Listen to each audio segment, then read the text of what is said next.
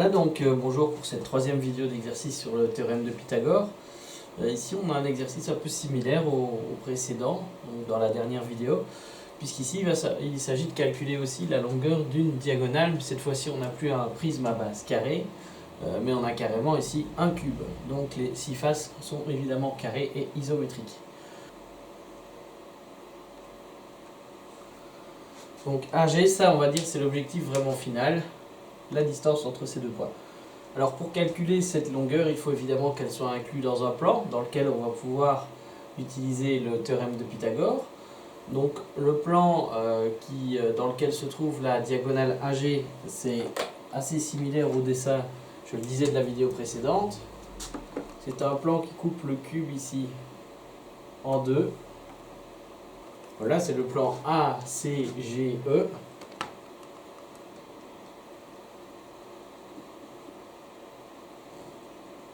On va remettre évidemment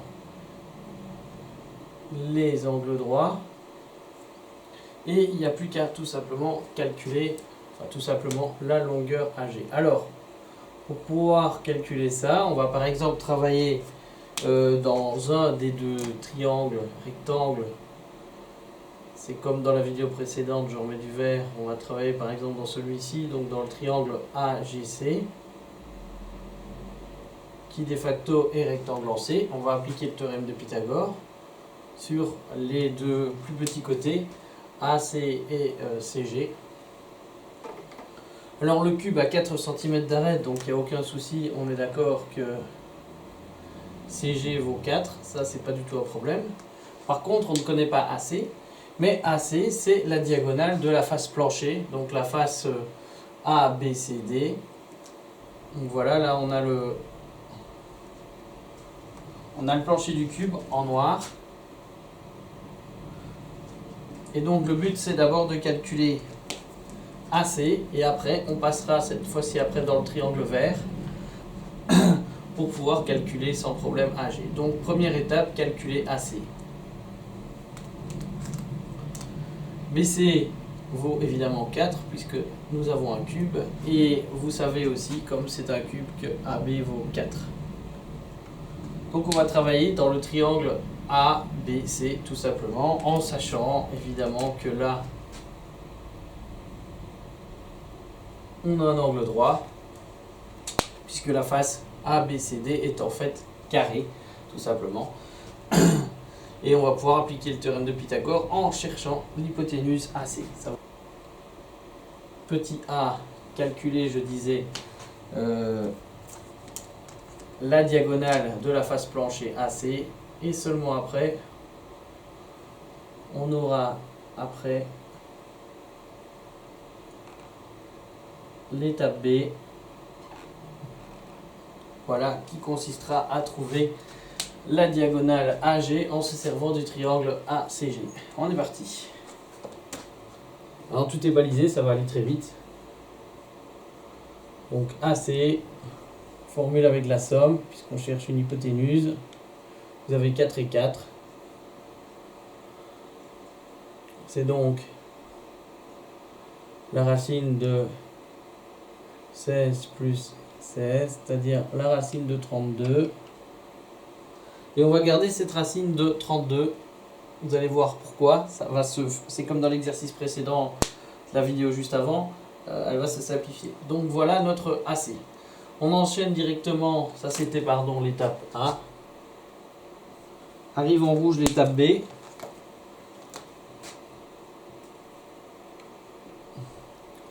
On calcule AG. Attention, là on est bien dans le triangle vert, donc le triangle ACG, il est bien rectangle, hein, forcément, puisque le plan coupe notre cube en deux, on a bien un angle droit là, et nous sommes dans le même plan, il n'y a aucun problème. Donc on est parti. On vient de découvrir que AC, c'était l'étape A, vous avez trouvé comme résultat, AC vaut la racine de 32. Voilà, qui va être élevé au carré. Vous avez toujours 4 évidemment de l'autre côté. On prend la racine du tout. Alors, le carré élimine la racine. Donc vous vous retrouvez avec 32 j'oublie carré, plus 16, voilà, bien sûr, c'est-à-dire la racine carrée de 48. Donc la racine carrée de 48 qui vaut 6,93 cm en arrondissant évidemment au centième. Voilà.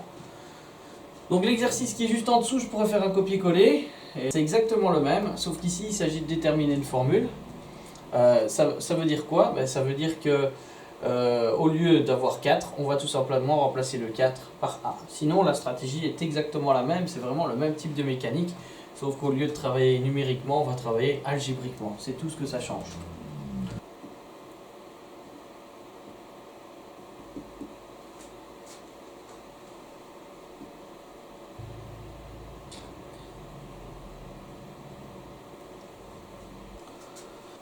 Donc voilà, on a exactement ici le même schéma. Vous avez de nouveau le plan ACGE qui coupe le cube en deux. Ce plan, on peut le partager lui-même selon la diagonale AG en deux triangles rectangles. Nous, on va travailler évidemment avec le théorème de Pythagore dans ACG. C'est la même stratégie. À la place de 4, cette fois-ci, on va écrire A. Voilà. Vous retrouvez évidemment A ici et A là aussi, c'est la longueur AB. Préalablement, avant de pouvoir travailler dans ce plan, on l'a vu, on doit d'abord travailler sur le plancher. Donc ici, on va travailler dans le triangle. Je ne mets cette fois-ci que la moitié du plancher. Ça, vous voyez dans quel triangle on travaille. C'est notre première étape.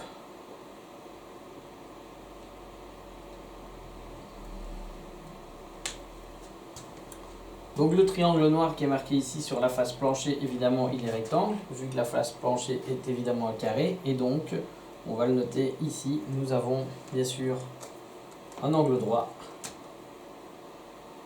Ce qui nous permet donc, comme avant, d'utiliser le théorème de Pythagore. Donc la première étape consiste à calculer AC de nouveau. C'est la diagonale ici du plancher. Là où j'ai mis 3 petits points, on va remplacer cette longueur par sa valeur. Mais ici, on ne dispose évidemment que de lettres. Donc on va calculer en fonction de la lettre A. Et on est parti. On a donc A au carré pour les deux petits côtés. On prend la racine de tout ça. A au carré plus A au carré, ça fait évidemment la racine de 2A carré. Et je vais la garder comme ça pareillement. Comme tout à l'heure, j'avais gardé ma racine de 32. Je garde ma racine de 2A carré. Maintenant que j'ai travaillé dans le triangle noir, pour que vous compreniez mieux, on peut faire un petit symbole comme ça. Voilà, ça c'est dans le triangle noir. Voilà. Juste après, je vais travailler dans le triangle vert. Donc autant le triangle noir il était à l'horizontale dans le plancher. Ici le triangle vert il est complètement vertical puisque le cube est vraiment tranché en deux. Donc dans le triangle vert, maintenant qu'on sait que ceci, je peux le noter, c'est la racine carrée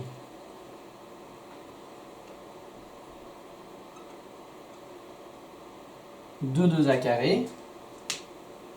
Je peux donc travailler dans mon triangle vert et grâce à Pythagore, vu que j'ai un angle droit ici en C, je vais pouvoir calculer sans problème la longueur AG. C'est la deuxième étape.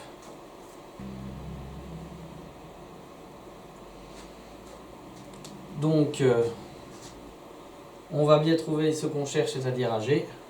Premier côté, attention, on a racine de 2A carré.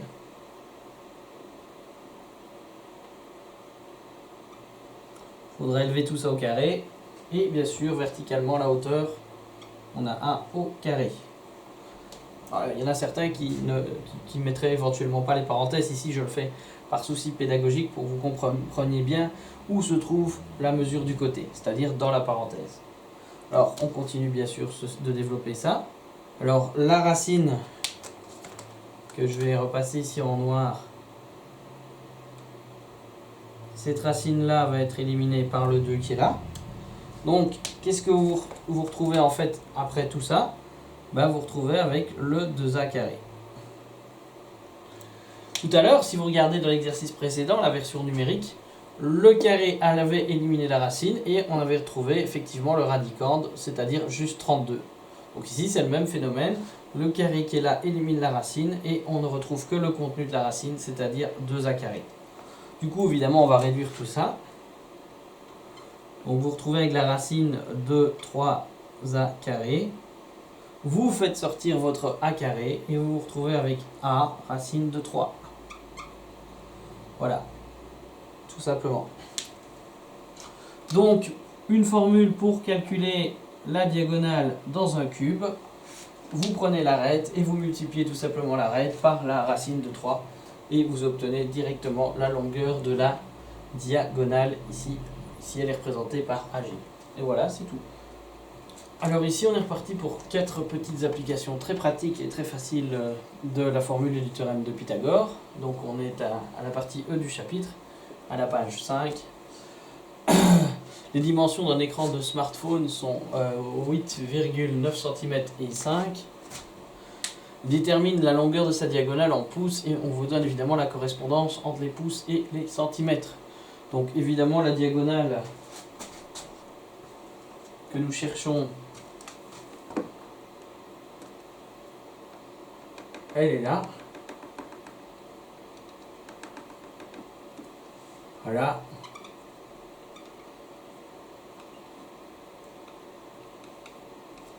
Vous avez un angle droit ici, même si vous savez qu'en pratique il est arrondi sur le téléphone. Mais la formule de toute façon fonctionne. Et on va tout simplement calculer l'hypoténuse, c'est aussi simple que ça. Donc, la mesure de la diagonale, c'est 8,9 au carré plus 5 au carré. Et on prend la racine bien sûr de tout ça. Donc la réponse arrondie au centième, c'est 10,21 cm. Alors, on n'en a pas encore parlé dans ces séances d'exercice, mais il faut toujours vérifier que vous résolvez un problème en mathématiques, évidemment la cohérence de vos réponses. Donc ici, on doit trouver une diagonale dans la mesure ici, si on regarde dans quel triangle on travaille, donc le triangle rectangle, ici la diagonale c'est l'hypoténuse, donc c'est le côté le plus grand. Si vous tombez sur une mesure qui est plus petite que 8,9, que 5, etc., bref, si vous ne tombez pas sur une mesure supérieure à 8,9, c'est forcément que vous êtes dans l'erreur. Autre chose aussi, vu la petitesse du 5 cm et le 8,9 ici, si vous tombez sur une grandeur qui frôle à 3 chiffres, 100, 200 ou 300, vous avez forcément fait une erreur aussi quelque part. Donc chaque fois que vous trouvez une réponse à un problème, vérifiez sa cohérence pour voir si elle est logique par rapport aux données du problème. Alors en pouces, évidemment, il suffit de diviser la longueur qu'on vient de trouver par 2,54. Donc la longueur de la diagonale en pouces, je vais mettre PC, 4,02 pouces, donc on va dire tout simplement ici 4 pouces, c'est la longueur de la diagonale. Voilà. Donc ici, l'exercice 2, donc je rappelle qu'on est en page 5 dans la partie E, application pratique.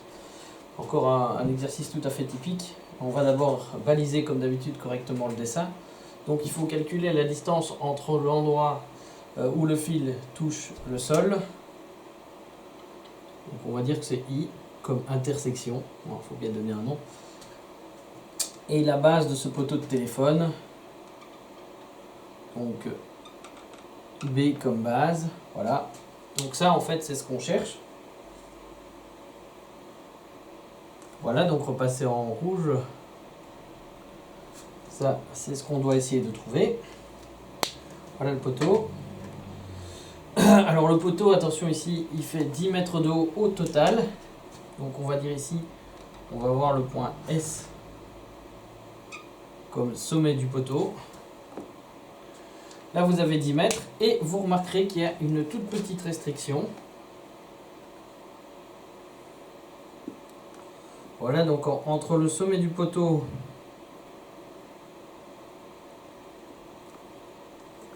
et l'endroit où le fil vraiment est attaché à ce poteau, voilà l'endroit où il est attaché, vous avez une toute petite différence de hauteur qui est précisée là, que je vais replacer ici et qui est en fait elle, voilà ici vous avez un tout petit mètre entre les deux lignes pointillées. Donc on va appeler le point là, on va l'appeler F comme fil. Voilà, et là tout est balisé. Donc évidemment on a le triangle rectangle qui est formé, l'angle droit est formé par le sol et le poteau, il est là. Et on n'a plus qu'à utiliser tranquillement notre théorème de Pythagore. Attention, on ne va pas utiliser évidemment BS dans notre théorème de Pythagore, puisque le côté ici vertical du triangle, il s'agit bien de BF, et il faudra soustraire au dimètre 1 mètre. C'est-à-dire que BF fait 9 mètres. 9 mètres. Donc on cherche BI, ou IB, c'est pareil. Attention ici, il peut y avoir confusion avec les barres. Je vais mettre, voilà, comme ça. Donc, racine carrée, on regarde, vous remarquez qu'on ne cherche pas le grand côté, c'est la formule avec la soustraction, les deux carrés. Voilà. Alors qu'est-ce qu'on a? Le plus grand c'est forcément l'hypoténuse, donc on a 15 au carré, donc hypoténuse, plus grand côté, l'autre plus petit côté c'est 9, donc c'est bien avec la soustraction et il n'y a plus qu'à résoudre ça tranquillement. C'est la racine carrée de 144 et votre longueur IB fait en fait 12 mètres. Voilà qui est fait, sans trop de soucis. Donc, autre grand classique des exercices avec le théorème de Pythagore, les exercices avec les cerfs-volants où on doit en fait calculer à quelle hauteur vole le cerf-volant. C'est un grand classique et il est assez facile à résoudre. Ici, bien sûr, on a un angle droit.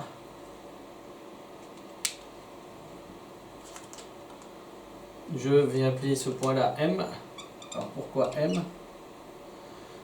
Parce qu'ici il correspond en fait à la hauteur des mains, de votre main par rapport au sol. Ici on a déjà 1,5. Alors là on va mettre S comme sol. Voilà. Là c'est là que vous tenez le fil. F. Et là nous aurons tout au-dessus H comme hauteur. Puisqu'on a déjà S en dessous. Donc ce qu'on vous demande ici, c'est à quelle hauteur plane le cerf-volant. C'est pas juste HM, mais c'est carrément la distance entre H qui est là et S. Donc en fait, on va trouver grâce au théorème de Pythagore, on va trouver HM et on rajoutera 1,5 et nous aurons ce qu'il nous faut. Donc dans un premier temps, l'objectif bien sûr c'est de calculer la longueur que je surligne en rouge ici. Voilà, on va d'abord calculer ceci. Et puis en rajoutant 1,5, nous aurons la hauteur totale à laquelle plane le cerf-volant. Donc étape 1, on calcule HM.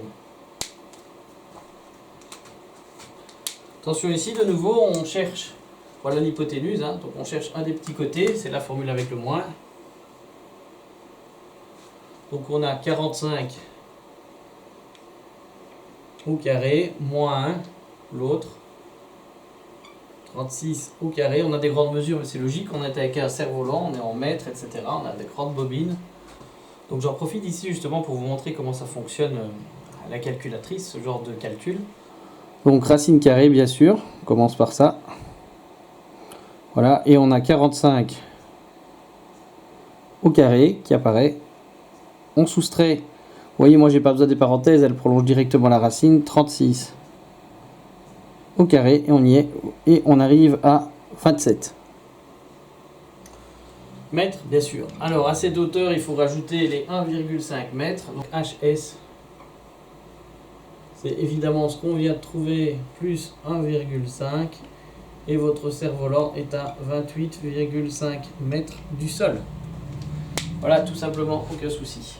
Donc pour que vous y retrouviez, partie rouge, et ceci, c'est la distance entre vos mains, enfin votre main puisque vous le tenez apparemment à une main, vous êtes très fort, c'est bien, très très fort. Donc c'est la distance entre votre main et le sol, elle est là. Et quand on fait évidemment rouge et vert, vous avez la hauteur totale. Donc ici vous avez une règle flexible, voilà, qui a été pliée en 5 segments. Voilà. On sait que si toute la règle n'était pas pliée, donc toute la règle mesure 1 mètre total de long lorsqu'elle est à plat, donc il faut forcément que le total des 5 segments, si on les additionne, fasse aussi 1 mètre. Et on l'a plié de façon à créer chaque fois des angles droits. Donc on va commencer par coder la figure, mais on va estimer ici que vous avez un point A, un point B, un point C et un point D. Qu'est-ce qu'on vous demande? On vous demande la distance entre les deux extrémités de la règle quand elle est pliée comme ça. Donc en fait, ce qu'on cherche, c'est la distance AD. Donc sur notre dessin, ce qu'on va essayer de trouver, de déterminer, c'est AD. Que vaut AD? Alors on va commencer bien sûr par relier tout ça, puisque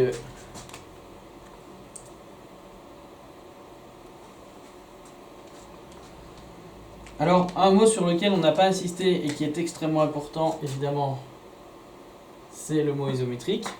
Ça sous-entend que les 5 parties ont la même longueur, donc on peut très bien coder comme ceci, ce qui va être utile. Voilà. Alors, si vous avez un mètre et que vous le divisez en 5 morceaux de longueur égale, on va tout passer en centimètres, hein, c'est quand même plus simple. Ben, ça vous donne de facto en fait les mesures de chacune des parties. On va aussi rajouter les points aux angles droits. X ici et Y là-bas. Voilà. Et donc, vous avez chaque fois 20 cm. Donc, ceci, 20 cm. Voilà, donc en rajoutant tout, vous avez bien 1 mètre au total, 5 fois 20 cm. Alors évidemment, ce qui est assez simple, vu qu'on a déjà 20 cm ici, la question est de calculer AB et BC. Les deux triangles sont eux-mêmes aussi isométriques, donc AB est égal à BC. La question, évidemment, c'est de déterminer que vaut soit AB, soit BC, c'est pareil. Donc on va d'abord rechercher AB. Ça va être l'étape A. Donc AB, c'est une hypoténuse.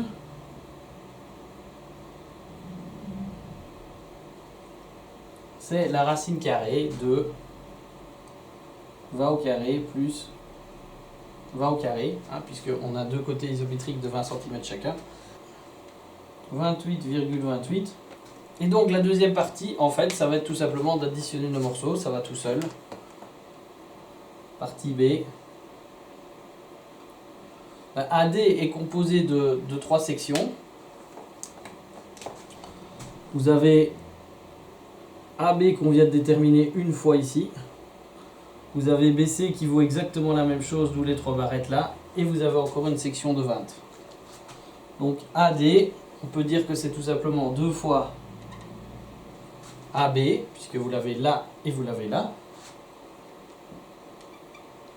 Donc c'est 2 AB. Et on n'oublie pas de rajouter plus 20. C'est 2 fois 28,28 plus 20. On fait d'abord la multiplication, évidemment. D'abord ceci. Et vous obtenez une longueur de 76,57. 76,57. Attention, ici, on nous donne... C'est une longueur qui est exprimée en centimètres. Alors éventuellement, vu qu'on vous parlait de la latte en mètres, vous pouvez éventuellement convertir ça, ça pose évidemment aucun problème. Donc ici c'est plus parlant évidemment de la garder en centimètres. Alors heureusement on obtient une valeur qui est inférieure à 1 mètre. Donc si vous aviez obtenu un nombre qui était supérieur à 100 ici, il y avait évidemment de quoi vous inquiéter, j'en ai parlé tout à l'heure. Vérifiez bien la cohérence de vos réponses quand vous résolvez des problèmes en mathématiques. Là par exemple, le 27 qu'on a trouvé à ce moment-ci, il ne pouvait pas évidemment être plus grand que 45, vu que 45 est l'hypoténuse. Vous deviez être compris entre 0 et 45 dans tous les cas. Vous remarquerez ici que le dessin n'est pas du tout à l'échelle, puisque le 27, il a l'air aussi grand que le 36. Donc on termine ici cette vidéo par un point théorique que je n'ai pas encore abordé, qui se trouve néanmoins dans le cours. Partie théorie, c'est la page 3. Donc la réciproque du théorème de Pythagore. Alors on va un peu rappeler aussi ce qu'est une réciproque. D'abord, que dit le théorème de Pythagore? Attention, je vais utiliser ici une version très schématique pour vous expliquer en fait ce qu'il en est, puisque vous avez tout ça bien détaillé, bien structuré dans les notes. Donc ici il s'agit de favoriser la pédagogie plutôt que je veux dire la présentation, la rigueur au niveau des signes et des symboles. Donc le théorème de Pythagore, il vous dit quoi? Vous avez un triangle rectangle.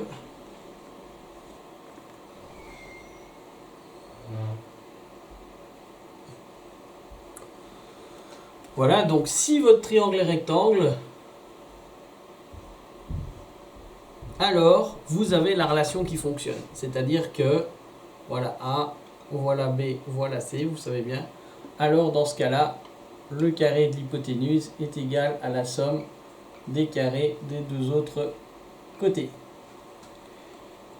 Alors, la réciproque du théorème de Pythagore, elle, qu'est-ce qu'elle dit?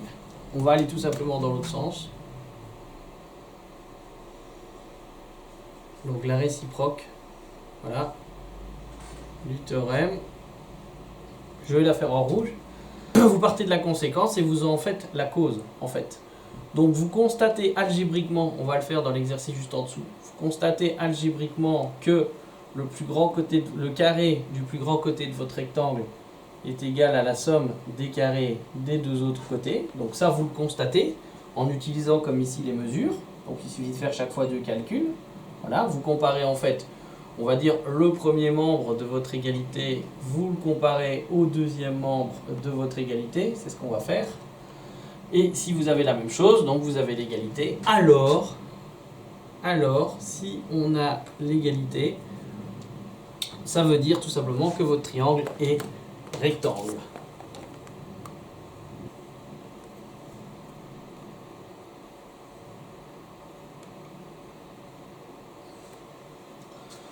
Donc voilà, pour symboliser les choses de façon assez simple et imagée, Pythagore est en bleu, donc le sens classique, le triangle est rectangle, donc la relation fonctionne. C'est ce qu'on a fait pour le moment dans les exercices précédents, donc du point A au point E inclus. Là, ici, dans cette partie-ci, on va travailler avec la réciproque. On va vérifier si la relation algébrique fonctionne, et si elle fonctionne, on va conclure, je rappelle que ceci veut dire donc, on va conclure que le triangle est rectangle. Donc on va justement appliquer ça tout de suite. Donc voilà trois côtés, on vous donne chaque fois les mesures des trois côtés, et on va à chaque fois vérifier donc, je rappelle qu'on travaille ici dans le sens de la flèche rouge, on va vérifier si notre triangle est rectangle. Et on vous demande, si c'est le cas, de préciser en quel point. Donc premièrement, alors j'ai dit, il suffit tout simplement de comparer le premier membre au deuxième membre. Donc on va d'abord calculer chaque fois le carré de la plus grande des mesures. Donc ici la plus grande des mesures évidemment c'est 75.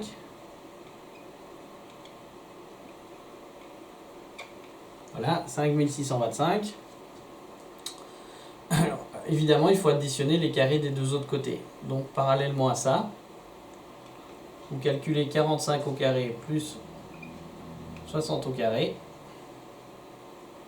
Et ça fait 5625. Donc le triangle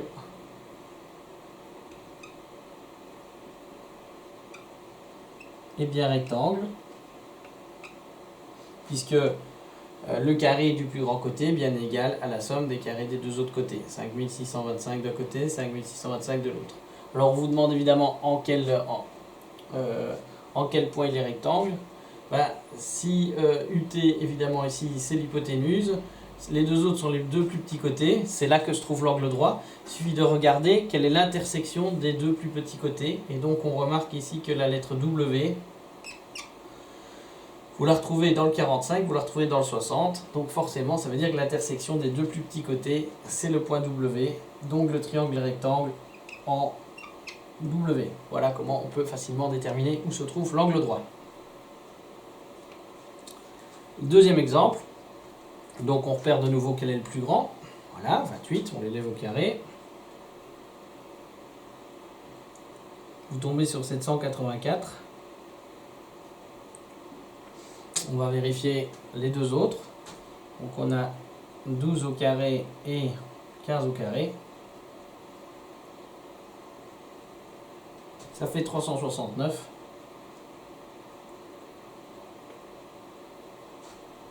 Donc évidemment 784 n'est pas égal à 369.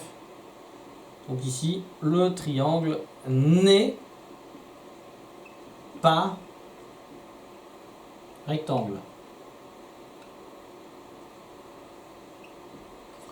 Donc la première condition ici, la condition en rouge, la condition de l'égalité des deux membres n'est pas réalisée, donc votre triangle ne possède pas d'angle droit. Le troisième, ici, vous avez racine de 15. Je rappelle que on n'est pas loin de racine de 16. Racine de 16, c'est 4. Donc la racine de 15 est à rien plus petite que 4. On est d'accord? Donc ici, forcément, ce ne sera pas le plus grand côté. Et il vous reste 7 et 8. Ça veut dire que le plus grand côté, c'est 8. Donc 8 au carré, vous le savez, c'est 64. Voilà. Et il suffit après d'élever la racine de 15 au carré. Ça va être difficile vu que c'est 15. Et évidemment 7 au carré. Donc en fait ici vous pouvez le faire mentalement. Racine de 15 au carré 15 forcément. 7 au carré 49. Et évidemment ça fait bien 64.